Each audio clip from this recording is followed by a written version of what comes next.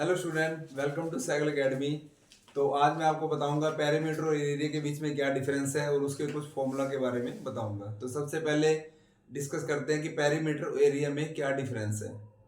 Perimeter क्या होता है जैसे मान लो ये क्वाड्रिलेटर है, distance covered along the boundary. ठीक है, बाउंड्री के कवर करना है हमने सारा। जैसे हम यहां से गए, फिर ऐसे गए, फिर ऐसे गए, फिर ऐसे गए। ठीक है, तो ये बाउंड्री मैंने पूरी कवर कर ली है। इसको वॉक किया है, जैसे भी हमने किया क्लियर कंप्लीट, तो इसकी बाउंड्री कवर कर ली है। ठीक है, तो इसको हम बोलते हैं पेरीमीटर। ऐसे ही सर्कल होता है, अगर हम इसकी पूरी बाउंड्री को कवर कर लेंगे अलोंग द बाउंड्री चारों तरफ से, ठीक है, तो इसको क्या बोलते हैं हम? पेरीमीटर।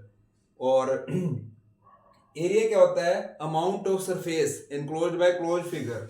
फिगर जो है आपकी क्लोज होनी चाहिए और अंदर का जितना भी सरफेस है, ये वाला, ये सारा सरफेस, इधर से ये सारा सरफेस, जो भी अमाउंट ऑफ सरफेस है उसको हम बोलते हैं एरिया। ठीक है बच्चे, समझ में आ गया? और पेरीमीटर की जो यूनिट होती है वो मीटर, सेंटीमीटर, किलोमीटर होती है। ठीक है, और उसके बाद जो एरिया की आपकी होती है उसमें क्या होता है? Metre square, centimetre square, kilometre square, millimetre square, ऐसे करके होती है। ठीक है, तो उसमें सबकी जो पावर होती है वो 2 होती है। वॉल्यूम की भी आपको वैसे पता ही होगी, उसकी क्यूब होती है। ठीक है, तो हम आज सिर्फ पेरीमीटर और एरिया के बीच में कर रहे हैं, इसलिए सिर्फ इसके बारे में बात करेंगे। अब आते हैं कुछ फिगर्स के बारे में, कुछ शेप्स हैं हमारे पास। तो सबसे पहली शेप है हमारी पैरेललोग्राम। ठीक है, ये पैरेललोग्राम की शेप है।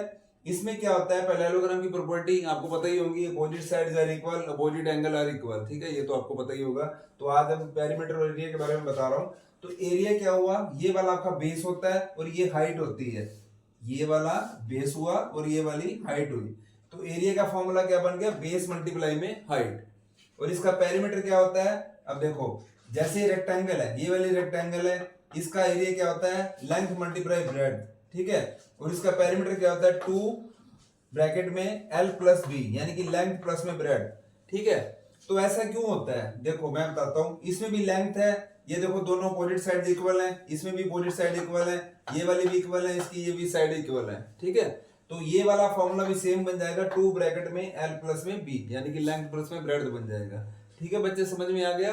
अब ये देखो, हम इसको ऐसे भी हम जैसे पेरीमीटर का कभी बताया जाता था छोटे बच्चों को, तो क्या बताते हैं? सम ऑफ ऑल साइड्स बोलते हैं ना, सम ऑफ ऑल साइड। अब सम ऑफ ऑल साइड्स का मतलब क्या हुआ? अब ये देखो, जैसे कोई आपकी रेक्टेंगल है, ये एल हो गया। ठीक है, ये अगर मान लो ए है, तो सामने वाली ये होगी, अपोजिट साइड आर इक्वल। इधर से ये बी होगी तो बी होगी। अगर मैं इसको प्लस करूं, ए प्लस ए, बी प्लस में बी, तो ये क्या हो गया? 2a प्लस में क्या बन गया? 2b। अगर मैं 2 कॉमन निकाल लूं तो हमारा फॉर्मूला क्या बन गया? ये क्या चीज है? लेंथ। ये क्या चीज है? ब्रेड। तो फॉर्मूला यहां से बनता है कि शॉर्टकट मेथड यूज किया जाता है, इसलिए फॉर्मूले बनाए जाते हैं कि लेंथ ही काम नहीं करना, हमने एक शॉर्ट में एक फॉर्मूला बना दिया उसका। ठीक है बच्चे, समझ में आ गया आपको? आपको ये पैरेललोग्राम, ये रेक्टेंगल समझ में आ चुका होगा। अब नेक्स्ट है हमारा स्क्वायर। स्क्वायर की ऑल साइड्स आर इक्वल होती हैं, ईच एंगल 90 डिग्री का होता है। रेक्टेंगल का भी 90 डिग्री का होता है, इसका भी ईच एंगल 90 डिग्री का होता है। ठीक है, और डायगोनल आपस में बाइसेक्ट करते हैं एट राइट एंगल पे। अब ये देखो, अब ये आपकी साइड सारी इक्वल होती हैं, इसलिए इसका फॉर्मूला एरिया का क्या बनेगा? साइड मल्टीप्लाई में साइड। और 4 साइड्स इक्वल है, वही चीज होगी। देखो, अगर मेरी सारी साइडें इक्वल हैं, a plus a plus a, sum of 4 side हो गया, तो कितने हो गए? 4a हो गया ना। तो क्या बन गया फॉर्मूला? 4 मल्टीप्लाई में साइड। ये किसका बन गया? पेरीमीटर का। किसका बना? स्क्वायर का। ठीक है बच्चे, याद हो गया आपको? नेक्स्ट, ये है ट्रेपीजियम। इसकी वन पेयर तो देखो, ये वाला पैरेलल होता है और ये वाली साइडें जो होती है नॉन पैरेलल होती है। नॉन पैरेलल मींस क्या होता है? जैसे रेलवे ट्रैक हो गया, आपका पैरेलल है बिल्कुल। ठीक है, ये रेलवे ट्रैक, ये वाला रेलवे ट्रैक की तरह हो गया, बिल्कुल पैरेलल है। ये नॉन पैरेलल है, ये आपस में मीट कर जाएगा, तो इसको नॉन पैरेलल साइड बोलते हैं। ठीक है, तो इसका फॉर्मूला क्या आ गया? ये बेस 1 बेस 2 हो गए, 2 बेस है हमारे पास और एक हाइट है। तो इसका फॉर्मूला बन गया एरिया का 1/2 मल्टीप्लाई h ब्रैकेट में b1 प्लस में b2, यानी कि बेस 1 प्लस में बेस 2। ठीक है, और इसका जो ट्रेपीजियम का पेरीमीटर होगा सम ऑफ ऑल साइड्स, सारी साइडों को प्लस कर देंगे, आपका पेरीमीटर निकल जाएगा। बाउंड्री कवर कर ली ना हमने। अब इसके बाद आती है रोम्बस। रोम्बस की आपको पता है ऑल साइड्स इक्वल होती हैं। ठीक है, तो इसका जो पेरीमीटर का फॉर्मूला बन सकता है 4 मल्टीप्लाई में साइड। ठीक है, सम ऑफ ऑल साइड्स हो गया, तो 4 मल्टीप्लाई साइड कर दिया हमने। इसके बाद जो एरिया का फॉर्मूला है इसका क्या बनेगा, ये डायगोनल्स होते हैं, 2 डायगोनल्स होते हैं, घेरा डायगोनल से घेरा डायगोनल, तो इसका फॉर्मूला बनेगा 1/2 d1 इंटू d2, यानी कि डायगोनल 1 मल्टीप्लाई में डायगोनल 2। नेक्स्ट है हमारा सर्कल।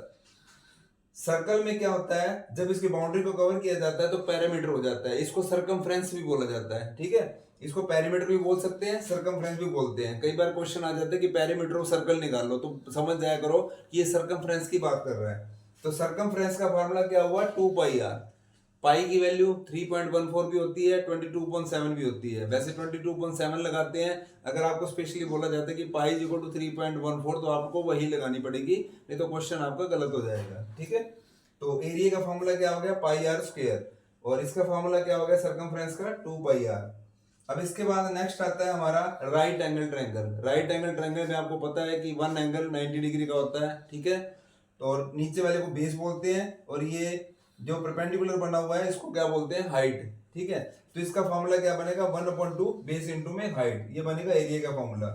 अब नेक्स्ट आते हैं इसके पेरीमीटर पे। पेरीमीटर में क्या होता है, सम ऑफ ऑल 3 साइड, 3 साइडें होती हैं, तो तीनों साइडों को प्लस कर देंगे, आपका पेरीमीटर निकल जाएगा।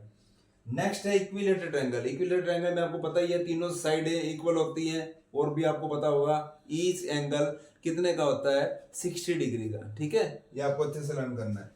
उसके बाद इक्विलेटरल ट्रायंगल का जो एरिया होगा, फॉर्मूला होता है √3/4 साइड की पावर 2, यानी कि साइड स्क्वायर, ये एरिया का फॉर्मूला होता है।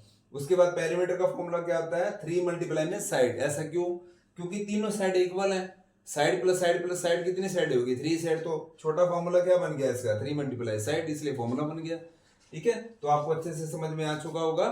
तो नेक्स्ट वीडियो के लिए वेट कीजिए, नेक्स्ट वीडियो कोशिश करूंगा जल्दी से जल्दी डालने की, ठीक है। तो नेक्स्ट टॉपिक की बात करेंगे, नई मोटिवेशनल वीडियो भी डालता रहता हूँ मैं। चैनल को लाइक शेयर एंड सब्सक्राइब करते रहना आपको, ताकि मोटिवेट करता रहूं, और साथ में कोशिश ये करता हूं कि आपको अच्छे से हर टॉपिक समझा सकूं। Okay, thank you.